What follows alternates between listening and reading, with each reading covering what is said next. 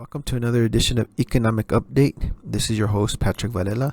Today is February 21st, day after President's Day. Happy President's Day for those of you that had off, such as the banks and some municipalities. I didn't have off, so just working away a storm. So let's go into the Treasury yield curve, which I'd like to start off with. Let me get my highlighter here. And or laser pointer, I should say. So this is last month's yield curve, and you could see how deeply inverted it was now compared to this month. And this is just after the recent Fed Fund meeting where they increased it 25 basis points, and it you can see where it's not as steep as it was. It's coming more into a flatter realm. You can see the 1 year is at 496 and the 5 year is at 404. So if you look at last month, it was more deeper. You didn't get much basis points for reaching out longer into the yield curve. This month you're seeing a little bit better. This is just the reaction after the Fed meeting that happened last month. So how did this affect inflation? Let's look at that. So you have last month you have a 6.5 headline inflation, and you have a 5.5 sticky inflation. Let's look at this month. You have a 6.4 headline inflation and a 5.0. So actually, looking at these two, didn't have much of an impact. The last Fed fund rates, just kind of concerning on looking at the CPI. So let's look at this before we go into that real quick. You can see that the probability of March 22nd meeting as 107% probability that they're going to raise the rates again. Like I said last month, I think last year's environment of those huge 75 bp raises is kind of done. I think now they're going to be going into the lower ones. Like I stated last month, I'm going to say anywhere between the 25 and the 50 basis point rate hikes. But we'll see. And as you remember from last month, you can see March probability was only 77% and May's 39%, which now you have 107 and 81% probability. And like I said, towards the end of the month, as it gets closer to the Fed Fund meeting, these numbers change.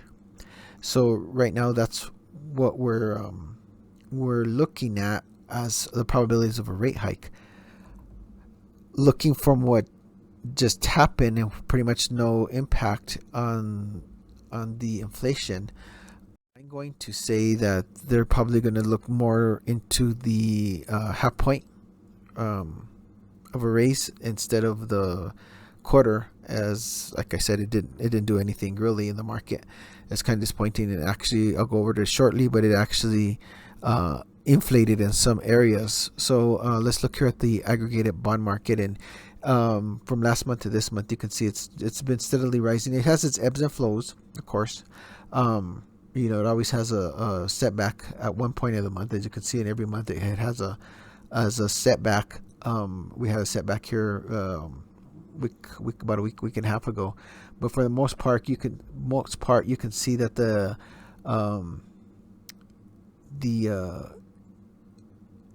yield to worst is 4.54.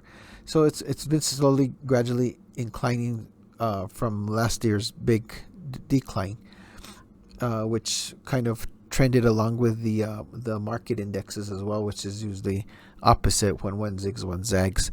So let's dive into CPI. This is for January. We haven't gotten February's yet, of course, but you can see food is still the big bad boy in the CPI. But look at energy; it's starting to slowly creep up. And let's look at the food. So you dig deeper into the food, you got um, your cereals, baking products, your dairy and related products, butters, and such. And then you got your meats, poultry, fish, and eggs that are dominating actually in the food industry. Um, of course, in other take-home foods, you can see that um, ordering food for home is quite high also, as well as long as non-alcoholic beverages. And if you look at your soda prices, those that drink sodas, you could see that they've gone up substantially. Um, so where does that stand, and why are some of these creeping up? Well, uh, if you look at like all items less than food, let's look at the this index table here. You can see that this blue line here is all items, okay? And then you look at this, shelter is still climbing heavily. So that's your other services, and that's mainly like rents, and traveling to lodgers and such like that, Airbnbs. They have been steadily gradually raising. So that's where that's going out of control. And things can change at any moment. Like I said last month, I think that some of these inflations have plateaued for the moment. I think that there could be certain things that can impact our CPI. Let's look at this picture, for instance. Look, these men, they're just jolly and happy.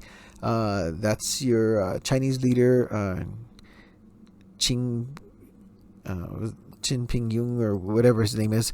And then you got your Arabian prince, Mohammed. They're happy, they're taking a picture. But what's really scary is that handshake. That handshake could solidify something drastic in the future. So if you go and you look at these indexes here back at the CPI, the energy, because of their agreement, their export could be, they could be getting the oil that we use, because we're not really getting any from inland. But it's also going to include the whole spectrum of the food, because now the gas prices will be going up. So your energy, of course, is going to rise, and all other items will rise because of diesel fuel, which brings our products to the markets. So this is pretty big. And right now, you've been seeing meats, poultry, especially in the eggs. Like I reported last month, their eggs have gone so far out of hand that they're even trying to smuggle them in at the Mexican borders, port of entries. So that's how bad it's gotten in that market. And I was being nosy, like I know how to do, and I was looking for something about COVID for myself, not related to anything in economics, but everything is really connected in somehow. But I came across this abstract from the International Immunopharmacology. Wow, it's not even big word Friday. And I think I said it correctly. But basically, this abstract tells you that egg yolks seem to block the binding of SARS and COVID spike proteins in the human body. And it goes on to say that, the more that you eat them, the more that they're liable to block them. Could this be a reason that the steady increase in eggs of last year have happened and into this year? Because if you look at the top of this is issue 90, and it was done in 2021. I looked at their website, and it's actually issue 90 was published in December. So this is the last publication of 2021, and we've been having a steady increase of eggs prices over the last year. Could this be a conspiracy thing? I don't know. Who knows? But it's just interesting that it seemed to coincide with the increase in the demand, the price for eggs. I know that there's been the avian flu that's been out and impacting the market as well. That reflects some of the prices, and I know there was a big fire here in America at one of the major egg producers. However, it was stated that that wasn't going to affect the output. So who knows exactly what is causing this increase of eggs? If you look at it, um, a dozen eggs is now cost more than a pound of beef in the United States. So you're looking at the yellow line. You're looking at ground chuck here, and not telling what happened here. But now you're looking in 23 here. The eggs, a dozen of eggs. And this is the average, folks. It's an average of eggs has surpassed just slightly, but it's surpassed the price of ground beef in the United States. So our price for breakfast has steadily increased, but there is a light at the end of the tunnel. This just came out, but our milk prices are likely to fall sharply this year. Will this happen? Could be. So this could bring some of the other CPI items that are high in the basket down. Like I said, I think they plateaued, but let's see if something doesn't make them go up again. But it looks like there is some light at the tunnel for the people that are, especially bakers, butter and milk. But like I said, our cost of breakfast has gone up substantially. So maybe time to go back to the basics for some people and get your wheatina, your farina, your maple, or just good old-fashioned oatmeal. That's something that I like myself. I'd stick a tablespoon of peanut butter in there with some raisins or cranberries, and that's my breakfast. No eggs needed. And some of these ones, I never put milk in them because they were just good as they were, especially maple, that maple flavored cereal. But at least, we're not looking for eggs to supplement our breakfast and have high costs for breakfast. And especially with the families that are large, that they go through dozens of eggs a week, may have to go back to the basics at one point or another. And it's interesting how Wall Street and in Bloomberg, in fact, is looking at the food market, because now they have a new index. They have a French, I'm going to probably butcher this, but Coq au vin.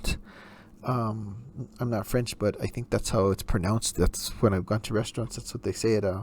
Love the language. It sounds beautiful. Even the bad words are probably beautiful too as well, but don't know how to say it. But anyways, the Coq au vin. Anyways, they have a new index, and you could see where they have these buckets of items that make up the change in the pricing of it. And you look where butter, carrots, and poultry make up a lot of the higher end for this recipe. It makes it at a higher cost. Butter, I can see where that's going up because it's been up. It's gone up substantially, and maybe this is because this does come from France. But they're just looking at it. It could be higher over there. Carrots and onions, I cannot figure that out because they both come from the ground. They're both underground types of vegetables. Can't figure out what's the big difference between the carrots and the onions. But don't know. Of course, we know what poultry and mushrooms. I don't know. It's a fungus. And so, anyways, you can see where all of 22 the price for or the ingredients for Coq au vin has risen substantially. So we were looking at that. So I found that interesting to share. Like I said, this is in France, but some of those CPI prices do reflect in America as well. Let's look at housing for a moment. So again, the title says it all. New home construction falls for its fifth month. It's its longest streak since 2009, and you can see that the construction has just really fallen off. Here in my hometown, Santa Fe, we still have some buildings going up, residential and commercial. Again, this is just nationwide, so some areas maybe you might be finding differences, but this has a lot to do with the Fed fund rates, where the mortgages are matching them, or and people are not looking at buying new construction, and actually the sale of old houses has also dropped. In fact, some homes have been getting reduction in prices in order to sell them. So that's going on in the housing market, and it impacts a lot from those workers to people getting into homes. And if you look here, where are we at? Looking at way back here between 2009 and 2017, it was pretty much stable at this level because there was not much construction going on that period, and that's when the millennials could have started buying homes, but they held back a little bit because of the last banking crisis, and now when they could, the interest rates went so high that they're not used to these prices. And I said this before, these rates that we see now, our parents and grandparents had higher rates, and that was good for them, so this was a steal for them. But for the millennials coming out that were pretty much brought up in a 2%, 3% environment, are finding these prices outrageous. So it's up to them to either think, well, let's just bite the bullet and get a home, and maybe later have the opportunity to refinance at a lower rate, or just stay renting. That's something that's going on. The housing's out of control pretty much in every city, every town, and every state. But this doesn't help either. And who would think that a pandemic that people were locked down for a few months to several months would have an effect in the economy such in this magnitude. But anyways, so that's where we're looking at the housing. And in the employment sector, of course, a lot of people, and I get some people saying, well, how can you say this? There's, they're constantly saying there's a bunch of jobs out there. Yeah, there is a bunch of jobs out there. Who's going to work them? I've said this before.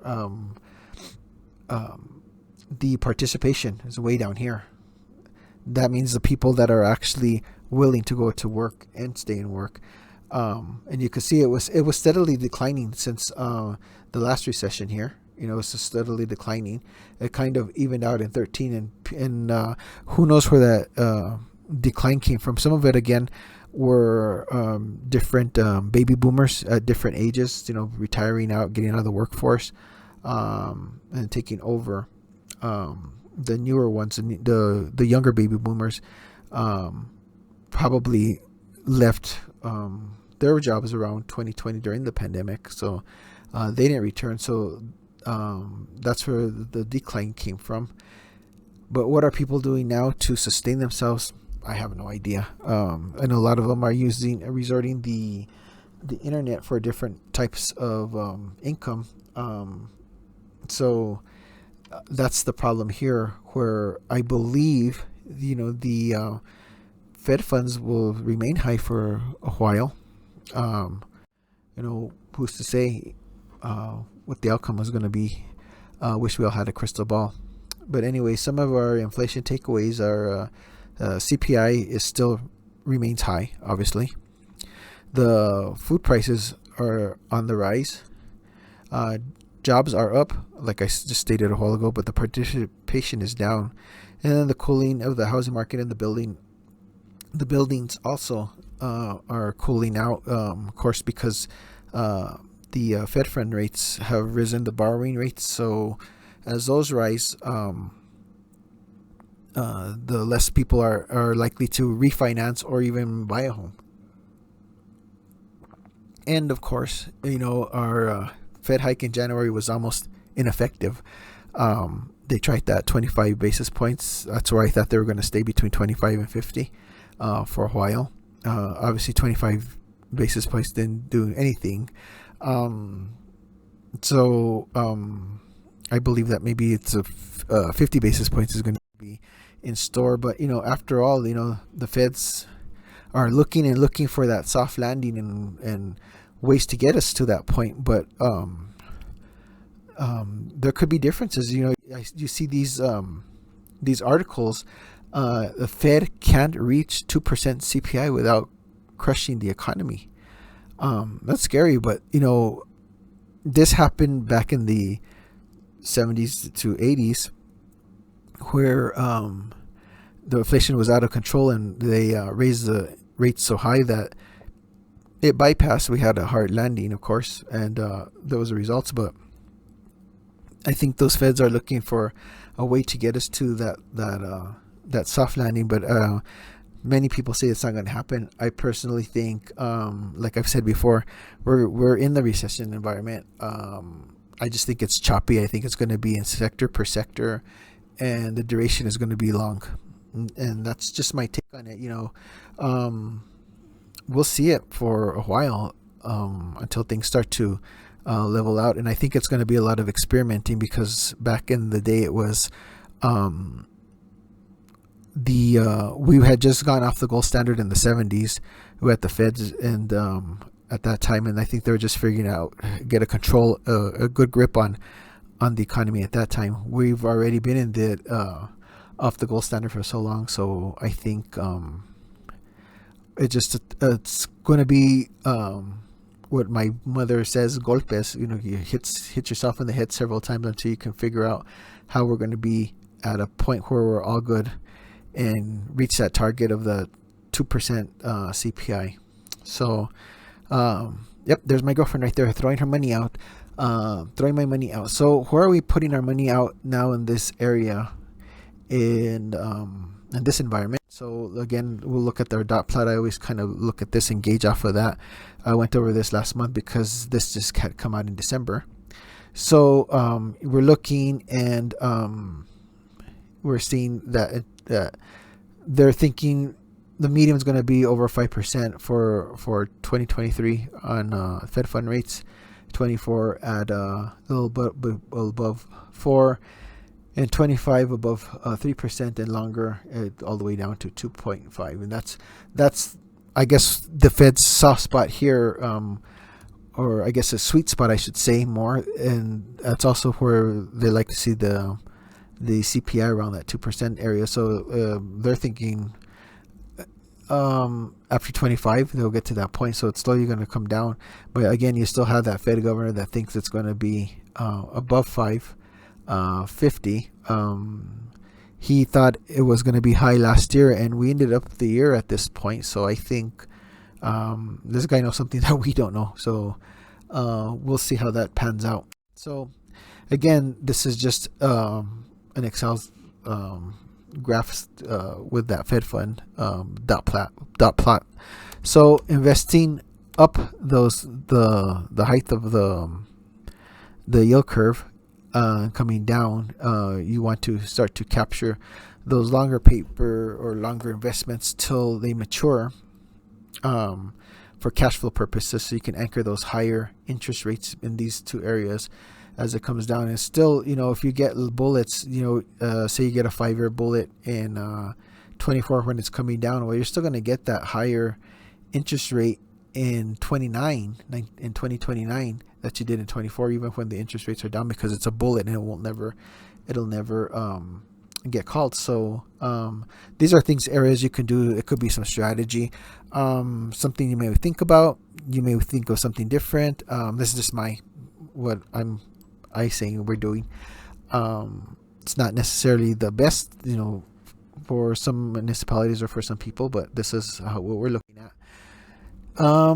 So you're looking at I don't have a Bloomberg, but I have a Bloomberg everywhere where you can get all the news and have a news feed from another source. But these are just some of the mixes of different offerings that there are different U.S. agencies, and you could see from anywhere from the 1 year you have a non-callable for 5%, and then you go all the way down to year 5 where you don't see any bullets. But let's find the one here on item 25 is a 3-year bullet, and you're only getting 4.35%, which is fine. You're going to get that amount for